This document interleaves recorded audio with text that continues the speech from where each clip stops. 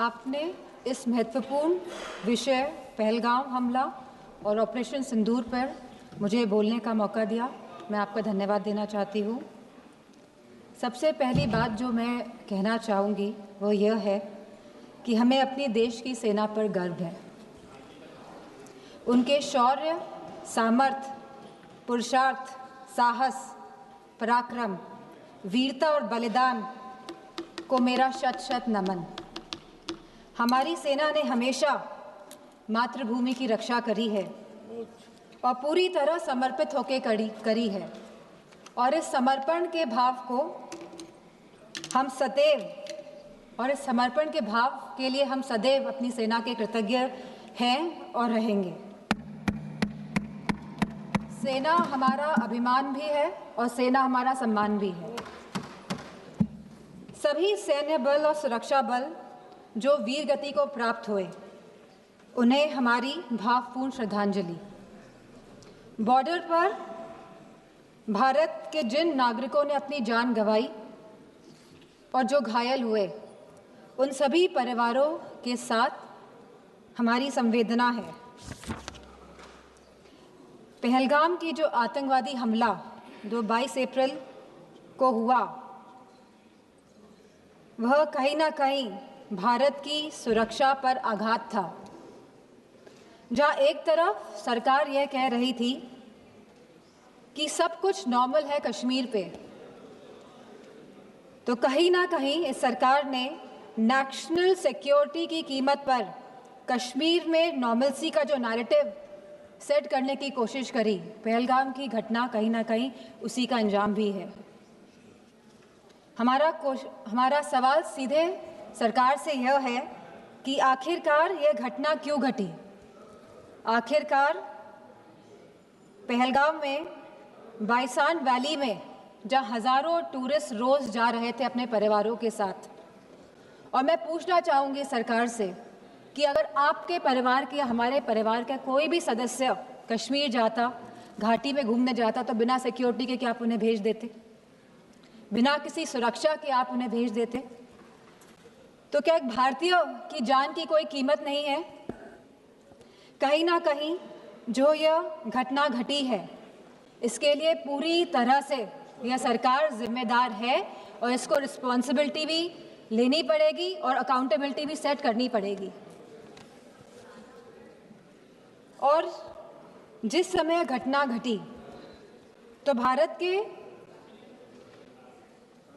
भारत में अमेरिका के vice presidents JD vents भी यहाँ मौजूद थे, और जब भी इस तरह के VIP गेस्ट भारत में होते हैं तो हमेशा कश्मीर घाटी में सुरक्षा बढ़ाई जाती है।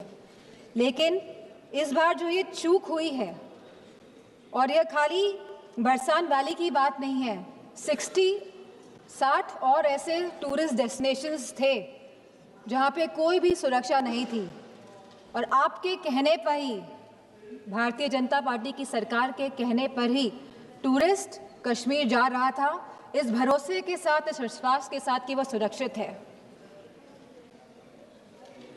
और यह जिम्मेदारी अंतोगत इस सरकार ने, भारतीय जनता पार्टी के नेताओं ने क्या कहा कि यह जिम्मेदारी टूर ऑपरेटर्स की थी वहाँ की सुरक्षा की, जो बहुत ही गैर जिम्मेदारा बयान है और साथ ही इनकी संवेदनहीनता को भी दर्शाता है। ऑपरेशन सिंदूर में जहां भारतीय सेना ने सटीकता से पाकिस्तान और POK के अंदर 9 टेररिस्ट कैंप्स या आतंकी ढांचों को तबाह किया, को निशाना बनाया, और जब हमारा पल्ला भारी दिख रहा था तो ये सीज फायर का जो अनाउंसमेंट हुआ, बात ये नहीं है कि सीज फायर का अनाउंसमेंट हुआ, बात यह है कि सीज फायर का अनाउंसमेंट किसने किया। किसी भी भारत के मंत्री ने या कोई भी भारत के ऑफिशियल हैंडल से यह अनाउंसमेंट क्यों नहीं किया गया? भारत के देशवासियों को क्यों यह सूचना एक अमेरिका के राष्ट्रपति के द्वारा मिली? सवाल इस बात का है। सेम। कहीं ना कहीं भारत की फॉरेन पॉलिसी पूरी तरह से फेल है और जो ये विश्व गुरु का जो माहौल बनाया जा रहा है देश में और पूरे संसार, पूरे विदेशों में कहीं ना कहीं ये भी पूरी तरह फेल है, क्योंकि ऑपरेशन सिंदूर के तुरंत बाद और सीज़फायर के तुरंत बाद IMF ने $1 बिलियन पाकिस्तान को देने का काम किया है। वहीं वर्ल्ड बैंक ने $108 मिलियन पाकिस्तान को देने का काम किया है। एशियन डेवलपमेंट बैंक्स ने $800 मिलियन देने का काम किया है। I will finish in 2 minutes.